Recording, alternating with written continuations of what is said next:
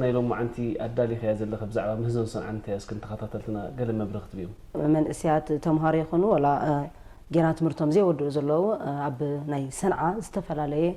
يبركتوا له باستفل عليه هجراو على الدماء عوتات كينام يوصلون لهمون أبا هجراوي فيستيفالاتنا كابتن قدامت عوتات كينا زوجات ناي مسرحي فورنو ناي باني مالتيو كم يجرون كم سنعوا مستوى من إسيات كينا علالي كله نملو مكتالو ناب مقالح من إسيات كسكركم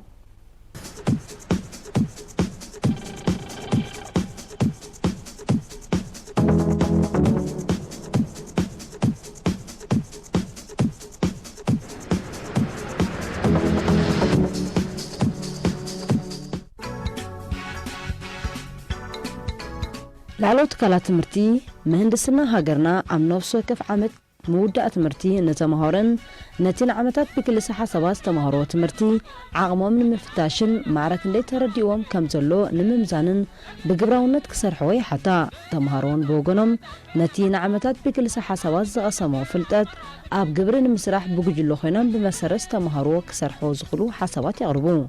ام مزام عمتات مرتب دما بملكع مصنعتاوي ورقات يغربو أمنوس مدام مقالح من إسيات نحنتي بتمهارو ميكانيكال مهندسنا استرالوت صنعاء على فيستيفال سوا كتشن 10 شمونتن كمون أو هجراو فيستيفال إكسبو كتشن 10 شمونتن زي تعاوتت صنعاء كنقرب الكومينا إذا بيوناس منقست أب جوجلون استرالوت نايم مسرحة باني ماشن أم نايم مودات عمد تمرتهم زغربوا صنعاء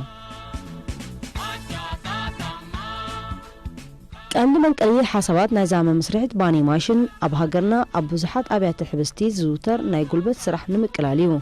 أزدما نتسرح باني أب بقعاتون تريتون قروب قدل كبلي الرأيو تنك نايزي مسرح باني دافورنو أزي مؤصلو ننوح ساعتات أطويلكا سرحيو بقلبت سوات كسرح كلوخا أهلهي قبرو بزن كالن مخنيات تبقاقيشم دما نزا حسابات كمزن كالوي تعصو عند علماء نايزا صنعهم كميجركا بقليلو بعمها حرم مسرحي تدالون كمون نتأهلاخن أركا من سرح مسرح باني بماشن تكيكا وحسن بقعدون استراغاقات أبانينا بهزبي تقربيو زومن إسيات ليتن كأترن علامهم أب قبرنمو عالكي تحللو كم سرحو يقالتو سلست عبيت علامات حزنينها تبقيسنا مالتي تقداميتي نت حبرت السب واقاباني نمقدالي كاليتها بقعت نايت باني بقعت استحلو بتعنا مدعي بتناتو تحستو ماتي بتناتو عاغن قرصي قليلنا فلالين لنا بزي حبرتسب كعقول بزخل المقدي بان هندالو ماتي مس استحاسكا تي بقعت رايزي هنا تبزح مالتي اجي كل زين تاي تي طلب نحر ببزح تهالي ما حصلت نحر تهالي نايتي فريات كل جزء تصاقم فتر خلنا بريغادي نابكال ماتي نزون نزي تصاقم زين مفتحون اهل زهنا تي فريامنت كل نايتا ماشين لنا تبقيسنا ماتي أزومن إسيات نزا صنعازيان نمسرح بزوح تعارتات يما كايروم إذا ماشين نمسرح ستطعملو ترانقرات كاب استفلاليو تكالات كم زرخبو يقالتو قال السرفهم ترانقر دما بعراتهم زليم كرص بمتحس أم محايشهم أبسرح كم زوعالو يمس قالتو داتا وي صحف اندي زجمر مجمرة جنتايو من البات ديرنا ونقلتو نغون كم مجمرة موكسي تتقمنا لوسي ناي إريسوك تكال إريسوك مالتي بقربا عند فورنو كسرح ويبزع عند فورنو حبريتها كفل زغل تكال سنسيو بعدنا لنا رخيبنا مالتي او زوسدنا يوم داتا نيروم وي صحفات نيروم مالتي جي نمبقاس ذاكل سوم حجي كم مبقاسي ناي حسابات نيروم سوم مالتي تايو عقنات ناي حدا عند فورنوسي او بقلي لو خطرقبه تخل مالتي حنا حساب دا اللمبر تي تاشموس بزح نجار يزد ليك عشان حجي عقنات بحد نابنت حدا قنطال كتلوث انتقانكا كندي حيلي ناي موتور ليكا كندي ما يتقولو جلازبل كم زتات حجي كاب إيريسوك كاب تكال إيريسوك زوسدنا يعني يرو مالدي እዞም ኣብ ኣጋጣሚ ምምራቕ ዓውደ ትምህርቲ ምህንድስና ነዛ ሰንዓዝ መስሩሕ መንእስያት ነቲ ኣብ ማዕዲ ትምህርቲ ዝቐሰምዎ ክልሲ ሓሳባዊ ትምህርቲ ናብ ግብሪኦም ተርጊሞሞ እታ ሰንዓ ኣብ ሃገርና ልዑል ኣገዳስነት ዘለዋ ሰንዓ እያ ምዞታ ዝተፈላለየ ኣንፊ ክሕዙ ይኽእል እዮም ከምዚ ዝኣምሰለ ብቐጥታ ምስ ተጠቃምነት ህዝቢ ምትእስሳር ዘለዎም ህዞታት ኣብ ቁጠባ ሃገር ዘበርክቱ እጃም ልዑል እዩ ዝኾነ ክትምህዝ ወይ ፕሮጀክት ሰርሒልካ ምስ ተበገስካ ዝበዝሕ ሰብ ናብ ይዝኸይ ናብ ኢንተርኔት ኣብ ኸይዱ ዝደሊ ማለት እዩ እንጂ ግን ኣብ ክልተ ዓይነት ይጸንሓካ እቲ ፕሮጀክት ተሓደ ፍሪ ይጸንሓካ ተሓደሃ ውሑስ ዝኾነ ወይ ሶኪር ዝኾነ ጸንሓካ ማለት እዩ ሕጂ ትናንትና እንታይ እቲ ማሳ ኣብ ዕዳጋ ስለ ዘሎ ብመልክዕ ኣብ ንግዲ እውን ስለ ዝጥቀምሉ ዝኾነ ትካል እዚ ናይ ባንስ ተሓዛ ኣብ ናይ ማዕበል ሃገራት ማለት እዩ ኣብ ኢንተርኔት ኣይዘርግሖን እየ ማለት እዩ ሕጂ ንሕና ብዙሕ ደሊና ማለት ብዙሕ ዋላ ኣብ ዝሓሸ ናይ ኢንተርኔት ኮኔክሽን ዘሎ ገለ ዝበሃል ማለት እዩ ክንረክብ ግን ኣይከኣልና ማለት ብጀካ ሓደ ክልተ ቪድዮታት ገለገለ ተዘይኮይኑ ጥቐንዲ ናይ ንድፊ ኣብኡ ዘሎ እሱዩ ኸ ንዓና ዘድልና ነድፊና ደሊና ዘለና እቲ መበገሳ ነድፊ በብሓደ እቲ ክሳብቲ ዝደቐ ሓበሬታ ኢና ደሊና ነርና እዚ ሕጂ ኣይረኸብና ማለት እዩ ኦረዲ ክንረብሖም ዘይንኽእል ተረዲና ምክንያቱ እዚ ከምዚታት ኣብ ንግዲ ዘሎ ወይ ከምዚ ናይ ኒውክሌር ዲ ወይ ናይ ካልእ ተነቃፊ ዓይነት ዝኾነ ማለት እዩ ብዙሕ ኣይዝርጋሕኒ ማለት እዩ ምክንያቱ ንዑ ሰርሓ ክረብሓሉ ስለ ደልያ ማለት እዩ ሕጂ እዚ ምሳና ሽዑ ትኽልና ናብ ትካል ኤርሶክና ሂና ምክንያቱ ሶም ኣብኡ ፎርኖ ባዕሎም ሰሪሖም እታ ለዋሲት ትበሃሉን ዝሰርሕዋ ገለ ሓበሬታ ይህልዎም ይኾንልና ከይድና ማለት እዩ ከይድና ሶምን ኩሉ ንዓና ዘድልየና ተሓባቢሮምና ማለት እዩ ካብ ዝተወሳኺ ሽዑ እቲ ናይ ባኒ እቲ ዝበዝሐ ካብኦም ወሲድና ከም ተወሳኺ ናትና ኣማኻሪ ኮይኑ ዝሰርሕ ዝነበረ ፕሮፌሰር ኣሸክ ኩማር ዝበሃል ማለት እዩ ንሱ እውን ካብ ዓዲ ኸይዱ መጽናዕታዊ ጽሑፍ ዘካይዶ ቁሩብ ሓበሬታ ሒዝልና መጽ ማለት እዩ ከምኡሃ እዚ ካፍቴርያ ናይ ማይ ነፍሒ ኸዓ ኣብ ኸይድና ቀጻሊ ኢና ንሓቶም ነርና ካብ ወጻኢ ኸዓ ካብቲ ናይ ቀጥታ ዘይኮነ ምስቲ ናይ ባኒ ማለት እዩ እቲ ናይ ፒኤልሲ ዝበልና ኸ ናቱ ሓበሬታ ብዙሕ ንዘለየካ ኣብ ሕጂ ብዙሕ ሓበሬታ ዝሃብና እቶም ኤሌክትሪካል ኢንጂነሪንግ ዲፓርትመንት ማለት እዩ እሶም ሓበሬታ ምና ከምኡሃ እንዳኾካ ማለት እዩ ኣብ እንዳኾካ እቲ ፒኤልሲ ስለ ዘሎ ሃይላይት ዝኾነ ሓበሬታ ሂቦምና ማለት እዩ እቲ ሶፍትዌር ንምስራሕ ድማ ከምኡ ወላ ሓንቲ ሓበሬታ ብዛዕባ እቲ ሶፍትዌር ኣይነበርና እቲ ሶሊድ ወርክ ንብሎ ዘለና ማለት እዩ ኣብኡ ኸዓ እዚ ወርክሾፕ ናይ ዓዲ ሃለሃ ኣብኡ ኸዓ ብዙሕ ሓበሬታ ሂቦምና ማለት እዩ ሕጂ ካብቲ ክናትን ኣኻኺብና ዝሰርሓና ዳርጋ ነይሩ ኣብ መጀመርያ እዞም መንእስያት ነዛ ስራሕ ሒዞም ክብገስን ከለዉ ኣብ ርእሲ ኩላቶም ዝነበረ ሓሳባት ነዛ ሰንዕዋ ማሽን ናይ መዛዘሚ ትምህርቲ መጽናዕታ ወረቐት ኮይና ክተርፍ ዘይኮነት ብዝከኣሎም ሰሪሖም ኣብ ግብሪ ክሰርሕ ዝብል ሓሳብ ሒዞም ተበጊሶም ምናልባት ኣብቲ መጀመርያ ትናታ ወጻኢ ክዓቢ ኽእል እዩ ኣብቲ ክትከይድ ከላ እንዳሰርሐት ከላ ትገብሮ ወጻኢታት ግን ኣዝዩ ኣውሒድናዮ ማለት እዩ ንኣብነት እቲ ንሕና ዝዓቀብናዮ ኣስታት 5,000 ማለት እዩ ኣብ መዓልቲ ክትዕቅብ ትኽእል ስለምንታይ ክንደይ ሰቢና ኣጉዲልና ዘለና ሰብ ጥራይ ኣይኮነን ብዙሕ ነገር ኣብቲ ውሽጢ ናይቲ ክፋላት ናይታ ማሽን ሰራሕናዮ ማለት እዩ ኣብኡ ዝኣለናዮም ነገራት ወይ ዘጓደድልናዮም ስለ ዘለዉ 5,000 ብገምጋምሲስ ክትዕቅበልና ትኽእል ኢልና ሰሪሕናዮ ማለት እዩ ምናልባት ሕጂ ሙሉእ ብሙሉእ ተተኺላ ኣብ ስራሕ ስለ ዘየላ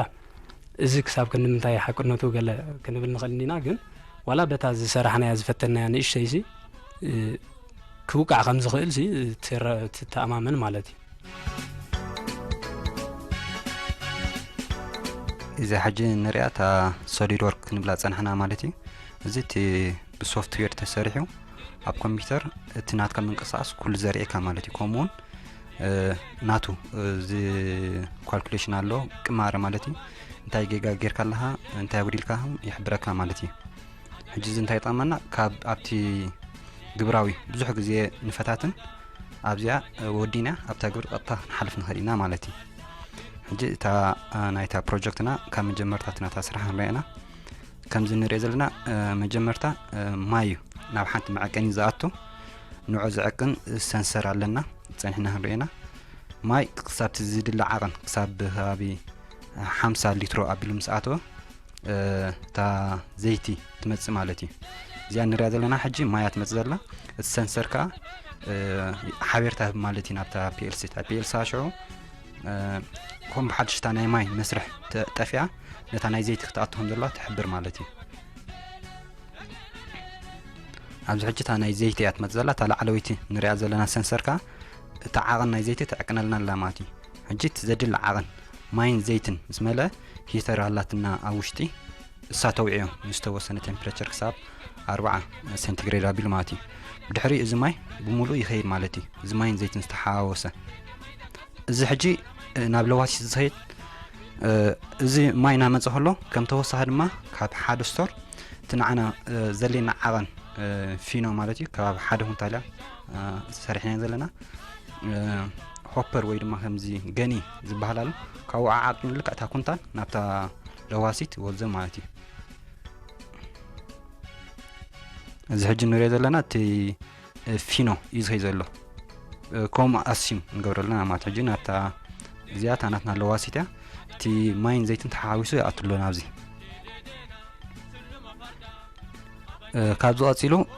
ኣብዚ እንታይ እዩ ዘለና ልክዕ እቲ ማይን ዘይትን ሓንሳብ ናብቲ ቢሕቁ ምስ ኸደ ካልኣይ ግዜ ከም ብሓዱሽ እታ ፒኤልሲ እንታይ ትእዝዝ እዚ ተዳልዩ ውዒ ክፀንሕም ዘለካ ተዳልዎ ማለት እዩ ሕጂ ናይዛ ኣውቶማቲክ እኒና ንብላ ዘለና ብሓንሳብ ኩሉ ይሰርሕ ማለት እዩ እቲኣ ክስዒት ማይ ክትዕቅን ትፀንሕ እቲኣ ከተልውስ ትፀንሕ እቲኣ ክትቆርፅ ትፀንሕ ማለት እዩ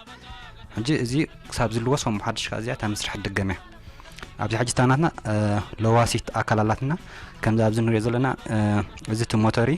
ብሓገዝ ናይ ቁልፊ ኣቢልካ እቲ ሓይሊ ናብዛ ለዋሲት መፅእ ማለት እዩ እዚ እቲ ዓንኬላዊ ስኒ ዝበሃል እዩ ብእንግሊሽ ኤፒሳይክል ጊር ንብሎ ልክዕ ከምዚ ዑደት ናይ ፕላኔት ኣብ ፀሓይ ዘሎ ከምኡ ዓይነት እዩ እዚ ንሪኦ ዘለና እቲ መልወሲ ኣብ ገዛእ ነብሱ ይዘውር ከምኡሃ ሙሉእ ኣብታ ለዋሲትካ ዝዘውር ማለት እዩ ሕጂ ክልተ ዓይነት እንቅስቃስ ኣሎ ድሓር ተለዊሱ ምስ ተወድአ ከምዛ ክንሪኣ ዝፀንሓና እታ ማዕፆ ንብላ ትኽፈት እሞ ሽዑ ናብቲ ዝቕፅል መስርሕ ይኸይድ ማለት እዩ እዚ ሕጂ ተለዊሱ ተወዲኡ ኣሎ እታ ማዕፆ ትዕፆ ከም ብሓድሽካ ይልወስ ማለት እዩ እዚ ክሳብ ዝልወስካ እቲ ሓደ ኩንታል ዝተለወሰ ቅድሚኡ ማለት እዩ ናብታ ቆራፂት ማሽን ይኸይድ ሕጂ እዚ ናብታ ቆራፂት ማሽን ንኸይድ እታ ኩንታል ብሒው ኣብዚኣ ተቆራሪፃ ልክዕ እታ ዓቐን ናይ ባኒ ክትመፅያ ማለት እዩ ንዑ ተካይድ ማሽንካ ኣብዝላትና እዚ ሕጂ እቲ ናትና ገኒኢ ናይ መቑረፂ ኣብዚ ምስኣቶ እዚኣ ብላዕል ዘላ ትፀውጠላ ማለት እዩ ሕጂ ክትፀውጠ ከላ ኣብዚኣ ህርሜና ብታሕቲ ንኋላት ኣለዋ ብኣ ክወፃ ክጅምራ እንተን ቢሕቁ ማለት እዩ ሕጂ ብኣ ክወፃ ከለዋ እዚኣ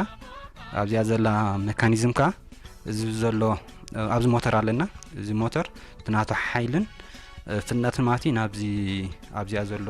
ፑል ንብሎ መልክዕ ቁልፊ ማሓላልፎ ማለት እዩ ሽዑ ኣብዚ እቲ ዘዋሪ ዘሎ ዓንኬል ናብ ቅድሚትን ድሕሪትን ዝቕይር መካኒዝም ኣለና ማለት እዩ ከምዚ ኣብዚ ንሪኦ ዘለና እዚ ኣብ ዘዋሪ ዘሎ ኣብዚ እቲ ሓደ እንቅስቃስ ግን ንቅድሚትን ድሕሪትን ኣሎ ሕጂ እዚኣ ንቅድሚት ክትከይድ ከላ ነቲ ባንያ ትቆርፆ ድሕሪት ክትመፅእ ከለካ እቲ ይመፃ እሞ ሽዑ እናቆረፀት ናብዚ ኮንቨርት ኣለዋ ከምዚ ኣብዚ ንሪኦ ዘለና በተን ንኳል ክሓልፍ ከሎ ልክዕ እታ ባና ዓቂና ትቆርፆ ማለት እዩ ነዚ ኩሉ ዝቆፃፀር ግን እቲ ፒኤልሲ ማለት እዩ ከምዛ ንብሪያ ዘለና ናይ መቐስ ትመስል ቅርፂ ኣለዋ ከምዛ እናቆረፀት ተብፅሖ ማለት እዩ ካብዚ ሕጂ እቲ ናይ ምቁራፅ ተወዲኡ ኣሎ ካብዚ ንሽዑ ብቅርፂ ናይ መሓዚ ዝኮን ዘሎ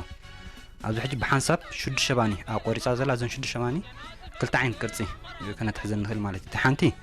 ከምቲ ብብዝሒ ዘሎ ማለት እቲ ከቢድ ባኒ ማለት እዩ እቲ ሓንታ ቀደም ዝነበረ ላብራቶ ዝበሃል ባኒ ኣሎ ሕጂ እታ ከባብ ባንያ ንዓ ክሰርሓልና ማለት እዩ በዛ ንሪኣ ዘለና ብእንግሊሽ ሼፐር ኢና ንብላ ልክዕ እታ ከባብ ባኒ ቅርፂ ሒዛ ትወፅእ ማለት እዩ ከምዚ ኣብዚ ንሪኦ ዘለና እቲ ባኒ ቅርፂ ሒዙ መስርሕ ሓሊ ማለት እዩ ናብዚ ይመፅእ ኣሎ ኣብዚ ሽዑ ብታሕቲ ከም ንሪኦ ዘለና መቕሎ ጥርሑ ማለት እዩ ይመፅእ ኣሎ እዚ ባኒ ሕጂ ክኸይድ ከሎ ናብዚ መቕሎ ንዓልበ ኸይድ ማለት እዩ ልክዕ እተን መቕሎኻ ከምዚኣ ገይራ መሊኣ ሽዑ እዚ ናብቲ ናይ ምብቋዕ ይኸይድ ብድሕሪኡ ናብቲ ናይ ፎርኖ ማለት እዩ ሕጂ ብሓንሳብ እዩ ኩሉ ዝሰርሕ ማለት እዩ እቲ ጥርሑ መቕሎ በቲ ክመፅእ ከሎ እዚ በዚ መሊእ ይኸይድ እቲ ዝመልአ ከዓ ሕጂ ኣብዚኣ እቲ ሰብ ዘድልየና ማለት ብድሕሪ እዚኣ እዚ ኩሉ ቆሪፃ ኣቢላ ልክዕ እታ ዓቕን ናይ ተባባኒ ሂባተላ ካብዚኣ ተሰኪሙ ኣብታ ናይ ፈርመንቴሽን ወይ ድማ ናይ መብክዒ ዝተወሰነ ግዜ ፅንሑ ሽዑ ናብታ ፎርኖ ይእትዋ ማለት እዩ ኣብዚኣ ሕጂ እንታይ ይገብር እቲ ሓደ ሰብ ኣብዚኣ ኮይኑ እዘን ኣብዚኣ ዘላ መቕሎ ካሬሎ ዝበሃል ኣለና ንኩሉ ዝስከም ማለት እዩ ናብኣ ጥራይ ዝርስርሰን ድሕሪ ተሓደ ሰብ ካን ዕን ተቐቢሉ ናብታ ፈርኖ ናብታ ናይ ፈርመንቴሽን ፕሮሰስ ይእትዎ ማለት እዩ ዝበዝሕ ስራሕ ናይ ምልዋዝ ናይ ምቑራዝ ድዩ ብምሉ ኣብ ዝተጓዲሉሎ ማለት እዩ እዚኣ እውን እንታይ ኣውቶማቲክ ክንገብር ሓሲብና ነርና ወላ ክሳብቲ ናይ መወዳእታ በዓላ በሲላ ንክትከይድ ማለት እዩ ግን እንታይ እቲ ዋጋ ኣብ መወዳእታ ዝኸብር ማለት እዩ ሕጂ ካብ ብዙሕ ዋጋ ተጥፍእ ክልተ ሰብ ኢቲኻ ነቲ ዋጋ ንምጉዳል ኒዕና እዚአን ክልተ ሰባት ኢቲና ማለት እዩ ከምዚ ንሪኦ ዘለና በዚ ጥርሑ መጻለ በዚ መሊሃ ዝሽዑ ናብቲ ሰብ ይኸይድ ኣሎ ማለት እዩ እዚ ሕጂ ክንሪኣ ፀንሐና ቪድዮ ናይታ ሃባባንያ ብድሕሪኡ ናይ ላብራቶ ክሰርሐልና ትኽእል ኣብዚ ሕጂ እንታይ ኢና ንገብር ኣብቲ ፒኤልሲ ከይድና ናይ ንመርፅ ጥራይና ሰሌክት ጌርና ላብራቶ ስርሒ ንብላ ኦልሬዲ ኣብኡ ትእዛዝ ሂብናያ ስለ ዘለና ላብራቶ መስርሒ እንታይ ኩሉ ሓበርታ ኣሎ ማለት እዩ ስኻ ብኡ መሰረት ነቶም ማሽናት ንኩሎም ትእዝዞ ማለት እዩ ሕጂ ክሳብቲ ናይ ምልዋስ ክሳብ ናይ ምቑራፅ ዝተመሳሳሊ ስራሕ ሕጂ ኣብዚኣ ንሪኣ ዘለና ኣንፈት ትቕይር ማለት እዩ እዚኣ ሕጂያ ትሰርሕ ማለት ኣንተ ወይ ስራሕ ይነበራን ሕጂ ግን ላብራቶ ስለ ዝኣዘዝናያ ንታሕት ገጻ ትመፅእ ኣላ ማለት እዩ ጥቕማኻ ፀኒሕና ክንሪኣ ኢና ከምዚ ኣብዚኣ ንሪኣ ዘለና እንታይ ኣንተ ወይ 6 ባኒ ብሓንሳብ መስርዕ ዝኸዳ ነይረን ሕጂ ንላብራቶ ክስራሕ ተኮይኑ እንታይ 6 ባኒ ብሓንሳብ ንድሕር ናብታ ቅርፂ ተትሕዝ ማሽን ተኣትዩ ኩሉ ተቋማጢዕ ጥራይ ዝወፅእ ሕጂ 3 ጥራይ ብሓንሳብ ክትውጥእ ትኽእል ስለዚ እቲ 6 ዝመፀ መስርዕ ናብ 3 ሮ መስርዕ ንክትእትዎ እዚኣ ጋይደር ኢና ኢልናያ ዘለና ወይ መስርዕ ተትሕዝ ንታሕቲ ምስ ከደት ሽዑ ነዚ ኣብ መንጎ ዝመፀ ባኒ ደፊኣ ናብ ትእትወላ ማለት እዩ ከምዚ ኣብዚ ንሪኦ ዘለና ቪድዮ ሕጂ 3 ኮይነን ኣትየን ኣብታ ናይ ቅርፂ ተትሕዝካ ልክዕታ ናይ ላብራቶ ኸዓ ተሰርሒን ወፃ ኣለዋ ማለት እዩ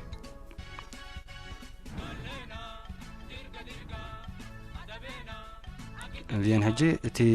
ብሶሊድወርክስ ስለ ዝተሰርሐ ልክዕ ከምቲ ባኒ ናይ ብሓቂ ክመስል ኣይክእል እዩ ነቲ ቴክኒካል ዝርዶ ሰብ ግን ብቐሊሉ ክርዶ ክእል እዩ ማለት እዩ ዝያዳ ዓወት ኣለና ንፅበዮ ስኻ እንታይ እዩ እቲ ንብሎ ፀናሕና ተእሽሙ እቲ ቀንዲ ዕላማና እቲ ሶሳይቲ ወይ እቲ ሕብረተሰብናትና ክረብሕ እንድዩ ተቐንዲ ሓሳብ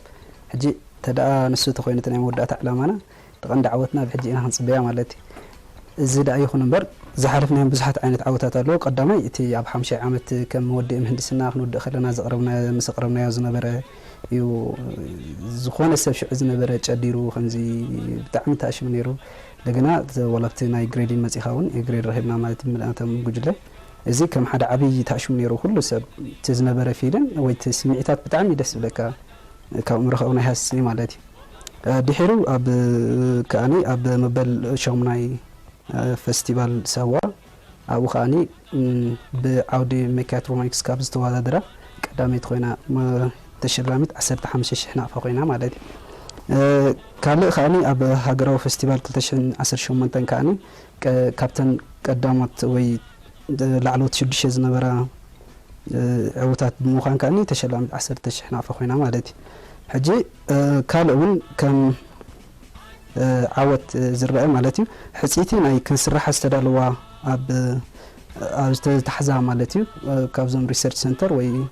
እዞም ኮሚሽን ባህሊ ይመስለኒ ምስኦም ምትሓዝ ከኣኒ ካብተን 6 ንክስራሓ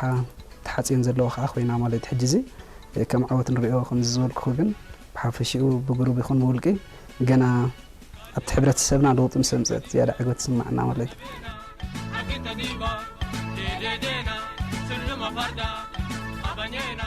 እዚ ዓመት መፀ ብተምሃሮ ዝዳሎ ብመልክዕ መጽናዕታዊ ጽሑፍ ይኹን ኣብ ሃገራዊ ፌስቲቫል ዝቐርብ ናይ ምህዞን ሰንዓን ስራሓት ክተባባዒ ዝግብኦ ምህዞ ምምሕያሽ ሰንዓ ከም ሓሳብ መሃንዳሲት ክመጽእ ይኽእል እዩ እቲ ሕቶ እቲ ምህዞን ሰንዓን ዝተመሓየሸ ንብረትን ኣብ ግብሪ ብኸመይ ክትግበር ይኽእል እዩ ዝኾነ ምህዞ ኣብ መፈጸምታ ንኽበጽሕ ብዙሕ ዋጋ እዩ ዝሓትት ገንዘብ የድሊ ንብረት የድሊ በዚ መንጸር ንምህዞ ዝውክሉ መጽናዕትታት ኣብ ባይታ ተግባራዊ ኮይኖም ንሕብረተሰብ ከገልግሉ ካብ ዝምልከቱ ኣካል ብዙሕ ናይ ምትባዕ ስጉምቲ እዩ ዝሓትት